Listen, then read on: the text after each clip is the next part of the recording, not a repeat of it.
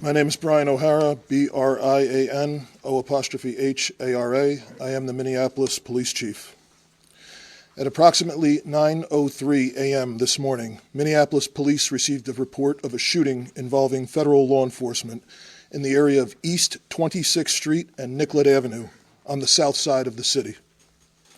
Officers arrived and found an adult male with multiple gunshot wounds when they arrived. Life-saving aid was being rendered, and he was transported by ambulance to Hennepin County Medical Center, where he was later pronounced deceased.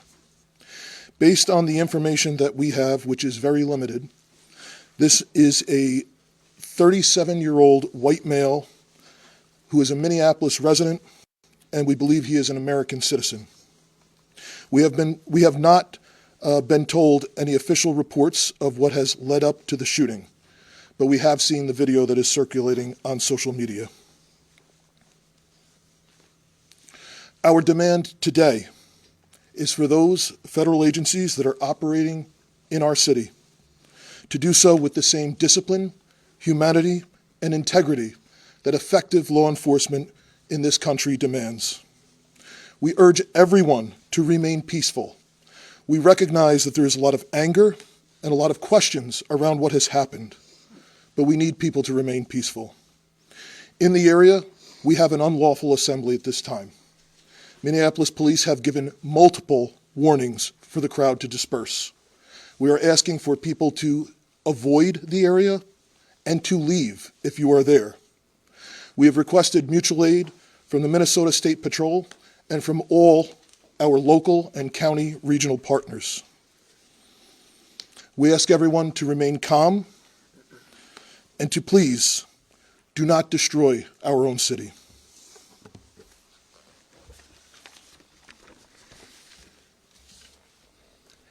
I just saw a video of more than 6 masked agents pummeling one of our constituents and shooting him to death.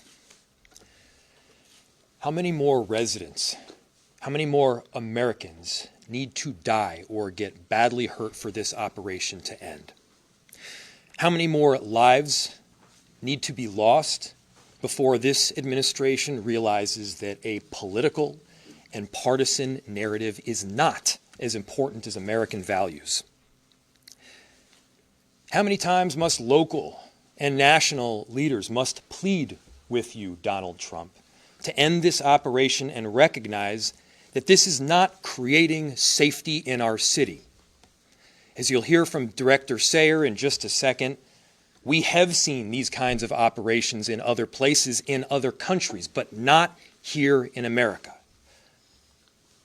Not in a way where a great American city is being invaded by its own federal government.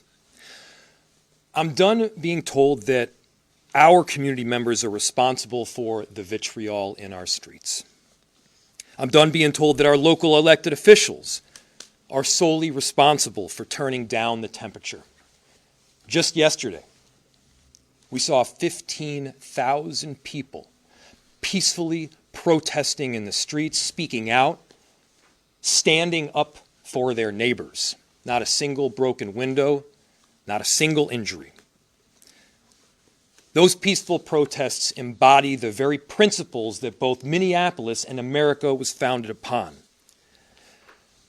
Conversely, the mass militarized force and unidentified agents who are occupying our streets, that is what weakens our country.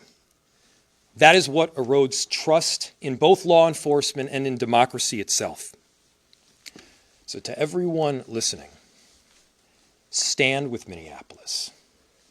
Stand up for America. Recognize that your children will ask you what side you were on. Your grandchildren will ask you what you did to act to prevent this from happening again, to make sure that the foundational elements of our democracy were rock solid. What did you do to protect your city? What did you do to protect your nation? This is not what America is about. This is not a partisan issue. This is an American issue. This administration and everyone involved in this operation should be reflecting. They should be reflecting right now and asking themselves, what exactly are you accomplishing? If the goal was to achieve peace and safety, this is doing exactly the opposite. If the goal was to achieve calm and prosperity, this is doing exactly the opposite. Are you standing up for American families right now, or are we tearing them apart? The invasion of these heavily armed masked agents roaming around on our streets of Minneapolis, emboldened with a sense of impunity, it has to end. This is not how it has to be.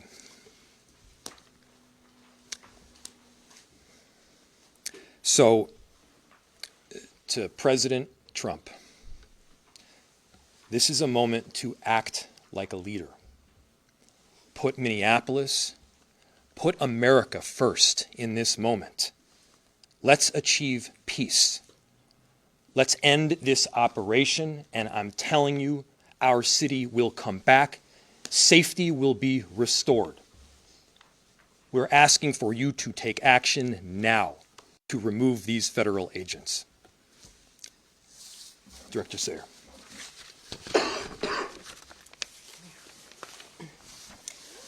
My name is Rachel Sayer, and I am the Director of the Emergency Management Department for the City of Minneapolis. I took this job to keep us safe because I live here, and this is my community. We are doing everything we can to mitigate the impacts of this terrible situation. The city's Emergency Operations Center continues to be activated, as it has throughout the surge in federal agents over the last few weeks. We are tracking impacts and coordinating the city's response to this situation, which is having profound repercussions in our community. I can't underscore enough how much Operation Metro Surge is impacting our city. Families with loved ones detained and those who are afraid to be in public lest they become targets need help accessing the most basic necessities like food, housing, and rides to school. Businesses are shuttering and our local economy is severely impacted, which means families are suffering, just as we were rounding a corner in our recovery. Many of our Minneapolis residents, my neighbors, my friends, my community members, are ceasing participation in public life, afraid to even go to the doctor. In response, the city enterprise continues to utilize our entire emergency apparatus. That means staff across departments, often around the clock, are putting their regular jobs on hold in order to respond to the impacts of Metro Surge. I want everyone to know there are numerous resources available to community members right now. We have mental health help available. We have food assistance, housing and rental assistance, legal help. We are sharing information about what to do if you are exposed to tear gas, pepper spray, or other chemical agents, and the state AGs and ACLU are collecting reports of rights violations. You can access these resources on the city's virtual resource center at minneapolismn.gov/ICE. Please share this information with your neighbors. We have help and we want you to be able to access that. My background is in international humanitarian response in conflict zones in Yemen, Haiti, Syria, Iraq, and Ukraine. What I've seen here is what I've seen there. A powerful entity violently and intentionally terrorizing people, making them afraid to go outside so they can't earn a living, so that kids are forced out of school. This has a lasting generational impact. People can't plan a single day of their lives because they don't know who is around the corner and if their family member or neighbor is about to be taken away. In these times, you see both the best and the worst. The worst is the terror and the feeling of helplessness. The best will continue to be our community's response. The way we are showing up for each other, that is in the absolute worst of times. We're showing up for each other in the absolute worst of times. I'll turn it back to the mayor. Thank you. We'll open it to questions. We are seeing an incredible volatile situation unfolding right now around that scene. Is there any communication right now between local, federal law enforcement or cooperation, or where do those efforts stand to try to calm what's going on down there right now? Yeah, I'll turn it to the chief to answer. So the question was, there is an incredibly volatile scene in South Minneapolis right now, and the extent of communication with law enforcement agencies. We have established a command post that is led by Minneapolis Police, and there are representatives from all of the regional, local, county, and state organizations. We have had communication with Homeland Security, but they have not been able to provide us any specific details around the incident itself. We are responsible for ensuring the safety of people on the streets of our city, and we are doing everything that we can to maintain the peace right now, led by Minneapolis Police, but with the help of the Minnesota State Patrol, Hennepin and Ramsey County Sheriffs. Several suburban towns are in the city helping us with 911 calls. We have done an emergency recall of all sworn personnel back to duty. And we are working with the fire department right now to ensure that 2 small fires that were started in the area are safely extinguished. But again, we need everyone to avoid the area if possible. And the people who are in the area, we understand your frustrations. This is not sustainable. But we need people to leave the area at this time. Is the National Guard involved? We have communicated with the National Guard. They have been on standby for several days, and we have ensured the National Guard, as well as all of the local law enforcement partners, are aware of the situation. Chief and Mayor, if I can ask you, this is a statement from Tricia McLaughlin, spokesperson from DHS. She said in her statement, an individual approached U.S. Border Patrol officers with a 9mm semi-automatic handgun. Seen here, they showed a picture of it. The officers attempted to disarm the suspect, but the armed suspect violently resisted. More details on the armed struggle are forthcoming. Fearing for his life and the lives and safety of fellow officers, an agent fired defensive shots. Medics on the scene immediately delivered medical aid. Is that what happened? So Minneapolis Police, the question was, you read a statement from DHS saying that a weapon was presented and there was attempts to disarm the person. Again, like I stated earlier, Minneapolis Police, as well as our supervisors, our watch commander, responded to the scene. We were not provided any public safety statement around the incident, what happened. We have since seen a video that is circulating online, like thousands of other people have at this time. So we do not know what happened prior to the recording that is online right now. I immediately called for the Minnesota Bureau of Criminal Apprehension to respond, to conduct an investigation. They are on the scene. I believe the FBI is on the scene as well. But I think the video speaks for itself. What I can tell you is we have identified this person, 37-year-old white male, resident of the city. The only interaction that we are aware of with law enforcement has been for traffic tickets, and we believe he is a lawful gun owner with a permit to carry.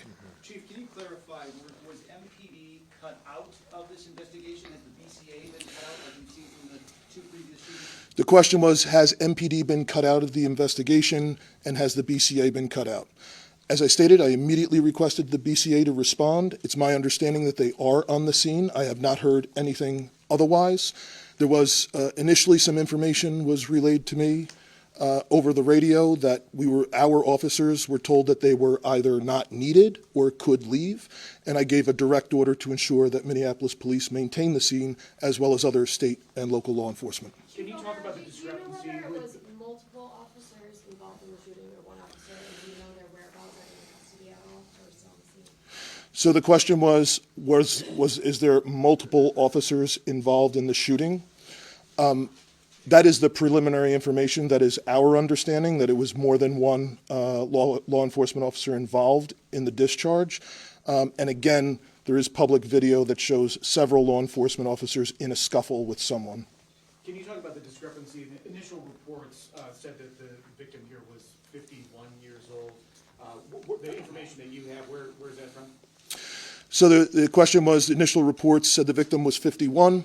The information that I have is we sent Minneapolis police officers to the hospital with the individual who was shot, and they have since identified that person. Two more questions.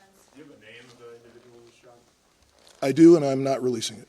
Are you able to talk, have you been able to talk with top ICE and Border Patrol officials to ask them to please be in on this, or have you talked to them, or have you been rejected? The question was, have we talked with federal law enforcement to be in on this? We have had conversations with Homeland Security Investigations this morning. We are told they do not have any information to share at this time, but we will attempt to maintain those communications going forward. Do you believe Last that? question, Do you last believe that? question.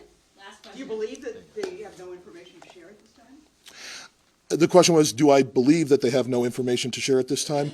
I don't know if the individual that we were in contact with would or not. This is a Saturday morning. And just like it was for us, it was a scramble to do an emergency recall and to get people to the scene. All right, thank you.